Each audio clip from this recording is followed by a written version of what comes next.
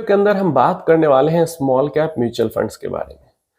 Small cap mutual funds के अंदर काफी ज्यादा बदलाव हुआ है पिछले एक साल में। मतलब इनकी परफॉर्मेंस, रैंकिंग, इन सब के अंदर में काफी ज्यादा बदलाव हुआ है। जो फंड आपको पिछले 3 साल में, पिछले 5 साल में, पिछले 8 साल में, कुछ फंड जो है वो पिछले 5 साल और 8 साल में जो आपको टॉप परफॉर्मिंग फंड दिखते हैं, ये सारे के सारे फंड्स पिछले एक साल में सीधा बॉटम में चले गए हैं। मतलब जो नंबर 1 का फंड हुआ करता था वो नंबर 30 पे पहुंच चुका है। नंबर 2 का फंड हुआ करता था 22, 23 नंबर पे पहुंच चुका है। और इस कारण से जो नए इन्वेस्टर हैं वो बहुत ज्यादा यहाँ पे परेशान हो चुके हैं। कई लोग क्वांट का एग्जांपल देते हैं, कई लोग निपॉन का एग्जांपल देते हैं, कई लोग एसबीआई का दे रहे हैं एग्जांपल। लेकिन यहाँ पे प्रॉब्लम क्या है वो आप लोग नहीं समझ पा रहे। जैसे मैं आपको यहाँ पे दिखाता हूं इन सारे फंड्स के बारे में। जैसे मैंने आपको बताया है कि मेरे पोर्टफोलियो में 5 स्मॉल कैप फंड है, और मतलब पहले से है इसलिए 5 स्मॉल कैप है। अगर अभी करना रहता तो 5 स्मॉल कैप नहीं होते, इसमें से कुछ स्मार्ट बीटा फंड्स भी होते। लेकिन और पांचों जो है वो अलग अलग गोल से अलाइंड है और उसके लिए ही फंड्स है। अब अगर मैं फंड्स की बात करूं, जैसे अगर हम क्वांट स्मॉल कैप की ही बात कर लेते हैं, आपको डेटा मैं बता देता हूं। तो 8 साल में नंबर 1 पे है रैंकिंग के मामले में, 5 साल में नंबर 1 पे है रैंकिंग के मामले में, 3 साल में नंबर 4 पे रैंकिंग के मामले में है। लेकिन पिछले एक साल में 29 नंबर पे है। मतलब वर्स्ट, मतलब स्मॉल कैप में, स्मॉल कैप की कैटेगरी में क्वांट से बुरा दूसरे किसी म्यूचुअल फंड ने परफॉर्म ही नहीं किया। क्वांट सबसे बुरा रहा है।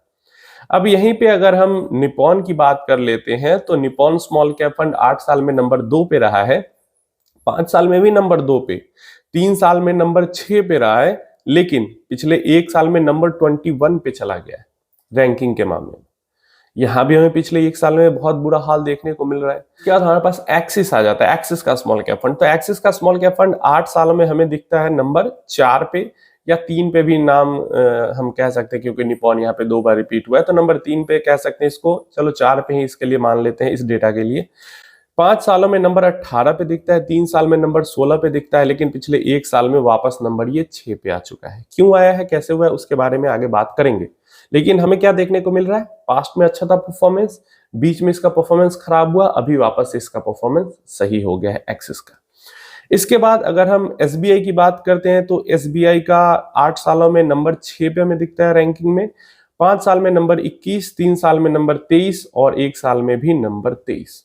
तो पिछले 5 साल, 3 साल, 1 साल, तीनों टाइम पीरियड में अंडर परफॉर्म करता हुआ हमें दिख रहा है एसबीआई। इसके अलावा अगर हम एचएसबीसी की बात करते हैं तो 8 सालों में नंबर 9 पे है, 5 सालों में नंबर 7 पे है, 3 साल में नंबर 13 पे है एंड 1 साल में जो है वो नंबर 24 पे चला गया है। अब ये जो सारे के सारे फंड्स हैं, अगर अभी से 1 साल पहले हम चले जाते हैं या 1-1.5 साल पहले, मतलब जून, मार्च, अप्रैल, जुलाई, इस सब टाइम में पिछले साल, तो ये सारे फंड्स का 1 ईयर का जो रिटर्न है, 1 ईयर रिटर्न में अभी जैसे दिख रहा है ना 29 नंबर पे, 24 नंबर पे, 23 नंबर पे, ये सब टॉप 10 में दिखते थे। लेकिन अभी दिख रहा है कि ये इतने खराब हो चुके हैं, एक ही साल में परफॉर्मेंस इतना खराब हो चुका है। अब स्मॉल कैप फंड्स क्या होता है, होते हैं बहुत ज्यादा वॉलेटाइल, और स्मॉल कैप, मिड कैप भी थोड़े बहुत साइक्लिकल नेचर के होते हैं। तो कोई भी फंड जो है जिस टाइप का स्ट्रैटेजी फॉलो करता है, स्मॉल कैप में भी अलग अलग वैल्यू, मोमेंटम, ये सब स्ट्रैटेजी, इसमें भी ग्रोथ वगैरह फॉलो होती है। और जो फंड जैसा स्ट्रैटेजी फॉलो करता है, अगर मार्केट कंडीशन उसके अकॉर्डिंग नहीं होती है तो अच्छा परफॉर्म नहीं करती, उसके अकॉर्डिंग होती है तो अच्छा करती है। जैसे 2019 से लेकर अभी तक की अगर हम बात करते हैं तो फर्स्ट टाइम, पहली बार जो है वो निपॉन का स्मॉल कैप फंड मुझे अपनी कैटेगरी में इतना under perform 1 year time period में करता हुआ दिख रहा है। मैं अपना पर्सनल जो एक्सपीरियंस है वो बता रहा हूं। 2019 से मैं इसको ट्रैक कर रहा हूं, पहली बार दिख रहा है। एक्सिस स्मॉल कैप फंड की अगर मैं बात करता हूं तो ये भी 2019, 20, 21, इवन 22 तक बहुत अच्छा करते आ रहे थे। 22 में इसका फ्रंट रनिंग वाला प्रॉब्लम आया तो इसकी परफॉर्मेंस खराब हो गई। उसके बाद पूरा सब कुछ रीसफलिंग हुआ, पूरा मैनेजमेंट चेंज हुआ। 2022 बहुत बुरा गया एक्सिस का। 2023 जब नॉर्मल मार्केट रैली कर रही थी उस टाइम पे बहुत बुरा गया इसका। और 2024 जैसा कि हमें पिछले 3 और 5 साल में रिटर्न खराब दिख रहा है, 2024 से आके इसकी परफॉर्मेंस वापस से सुधरना शुरू हुई और हमें दिखा कि पिछले 1 साल में नंबर 6 पे इसकी रैंकिंग। क्या दिखा एक्सिस में? अच्छी थी, बीच में 2 साल बहुत बुरा गया, फिर से वापस अच्छी हो गई। इवन अगर हम एसबीआई स्मॉल कैप फंड की बात करते हैं, इसको भी मैं काफी टाइम से ट्रैक कर रहा हूं, तो एसबीआई भी 2019-20 में काफी बढ़िया परफॉर्म कर रही थी, इवन 21 में भी काफी बढ़िया परफॉर्म कर रही थी। 22 में बहुत बड़ा डिप आया इसकी परफॉर्मेंस में।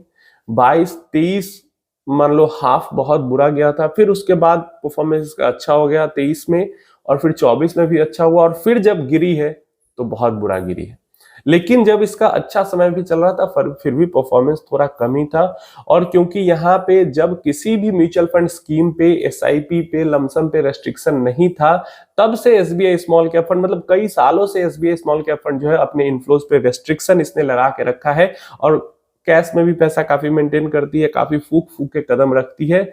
इस कारण से जो इसका जो परफॉर्मेंस है वो बाकी के मुकाबले में पिछले 5 सालों में उतना बेहतर नहीं दिखा है, ठीक है। लेकिन डेड नहीं है परफॉर्मेंस। क्यों डेड नहीं है इनकी परफॉर्मेंस, वो मैं आपको बताता हूं। जैसे क्वांट 1 साल में अंडर परफॉर्मिंग है, लेकिन पिछले 3 साल में 25% का परफॉर्मेंस है। निपॉन 1 साल में अंडर परफॉर्मिंग है, लेकिन पिछले 3 साल में 24% का परफॉर्मेंस है। जो एक्सिस है, पिछले 1 साल में इसका तो परफॉर्मेंस अच्छा ही रहा है, तो इसको क्या मैं बताऊं। एसबीआई पिछले 3 साल में इसका जो परफॉर्मेंस है वो 16% प्लस का है। जो एचएसबीसी है 1 साल में अंडर परफॉर्मिंग है, पिछले 3 साल में 21% की परफॉर्मेंस है। तो पिछले 1 साल में अंडर परफॉर्मेंस होने के बावजूद इनका जो परफॉर्मेंस 3 साल में है वो काफी बढ़िया है। सिर्फ एक एसबीआई स्मॉल कैप फंड है जो यहाँ पे मेरे पर्सनल पोर्टफोलियो में भी है, मेरे भी पैसों का एसबीआई ने यही हाल करके रखा है, लेकिन डेड नहीं है एसबीआई की परफॉर्मेंस। और ऐसा नहीं, थोड़ा सा डाउटफुल परफॉर्मेंस का जरूर है कि आगे कैसा रह सकता है, लेकिन ऐसा नहीं कि एकदम एग्जिट करके भाग जाने वाला परफॉर्मेंस है। जब ये मार्केट साइकिल फिर से चेंज होगा, जैसे अभी 1 साल 1.25 साल से चल रहा है, मार्केट थोड़ा सा कभी फ्लैट हो जा रहा है, कभी नीचे जा रहा है, थोड़ा बहुत रिकवरी भी हो रही है, तो बहुत कंफ्यूज टाइप का और कंसोलिडेटेड टाइप का मार्केट परफॉर्मेंस रह रहा है पिछले 1-1.5 साल से।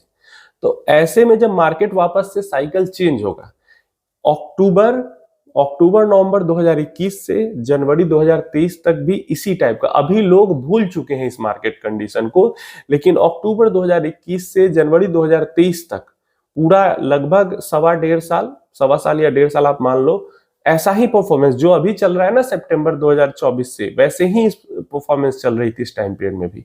लेकिन अभी लोग उस चीज को भूल चुके हैं, लेकिन क्योंकि 2023 जनवरी के बाद जो रैली आई वो 2024 सितंबर तक ऐसी रैली चली कि वो पीछे 1-1.5 साल का जो खराब परफॉर्मेंस था उसको इन्वेस्टर भूल चुके हैं। सेम कंडीशन अभी लागू होता है। अभी भी जब तक ये चल रही तब तक चल रही है, उसके बाद जब रैली फिर आएगी 1-1.5 साल की, तो फिर ये जो 1-1.5 साल बीच में बुरा गया उसको लोग भूल जाएंगे और कहेंगे कि 2020 से मान लो अभी 2026 तक अगर ऐसा चलता है, 26 के बाद रैली आ जाती है 27-28 तक, तो 2028 में इन्वेस्टर यही बात कर रहा हूँ कि 2020 से 2028 तक तो कोई गिरावट ही नहीं हुई है, बहुत तगड़ा परफॉर्मेंस है। वैसे नहीं होता है।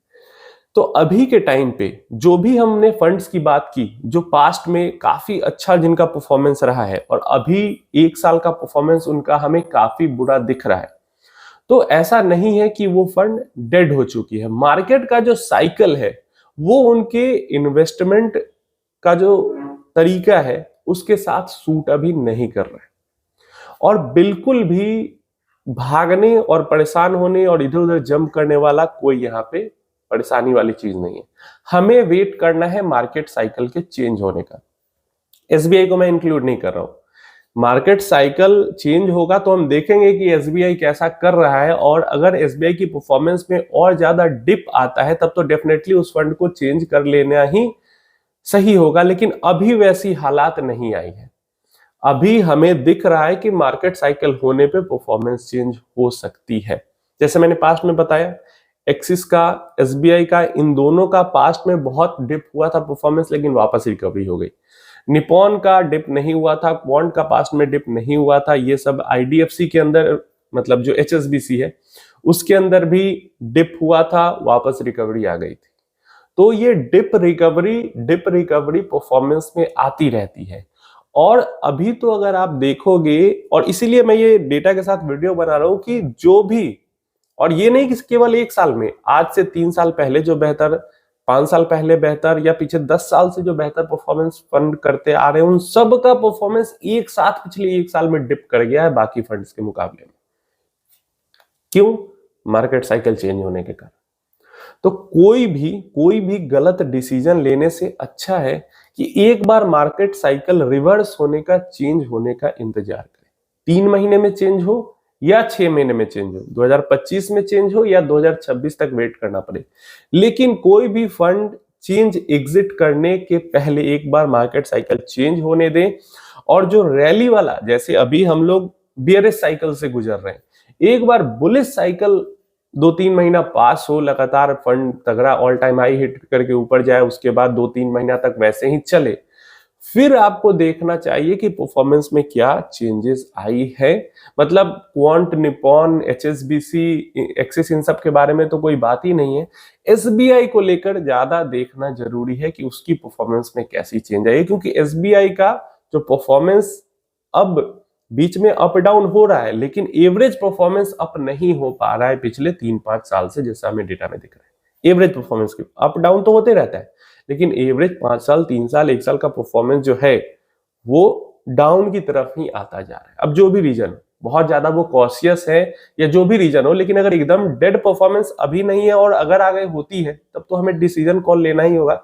लेकिन मैं यही कहूंगा कि जैसा मैंने बताया, एक बार मार्केट साइकिल चेंज हो जाने दे, एक बार ऑल टाइम हाई हिट करके और 1 क्वार्टर 2 क्वार्टर बीतने दे, फिर हमें समझ में आ जाएगा कि जो मार्केट साइकिल चेंज होने के साथ ये फंड कैसा बिहेव कर रहे हैं। अभी कोई भी गलत डिसीजन मत ले लेना, नहीं तो भुगतान आपको ही करना पड़ेगा। क्योंकि अभी जो अंडर परफॉर्म कर रही है उसको छोड़ के अभी के आउट परफॉर्मेंस वाले में आप जाओगे और अगले साल वो फिर अंडर परफॉर्म करना शुरू कर देगी, तो आप हर साल क्या फंड ही चेंज करते रहोगे। और इसीलिए मैंने नाम लेके फंड्स का बताया है, क्योंकि पिछले कई सालों से, इवन पिछले 10 साल का बेस्ट परफॉर्मिंग फंड ही है एसबीआई और निपॉन, वही दोनों है। और पिछले 5 साल में आपको क्वांट, निपॉन, एसबीआई ये सब दिखेंगे अच्छा परफॉर्म करते हुए, एचएसबीसी, एक्सिस सब अच्छा परफॉर्म करते हुए। तो इन सब का लंबे समय का परफॉर्मेंस अच्छा है, ऐसा नहीं कि पीछे 1 साल 2 साल 3 साल का अच्छा है, लंबे समय का अच्छा है। और पीछे 1 साल में सारे के सारे एक साथ डिप हुए, तो इसलिए मार्केट साइकिल चेंज होने का वेट जरूर करें।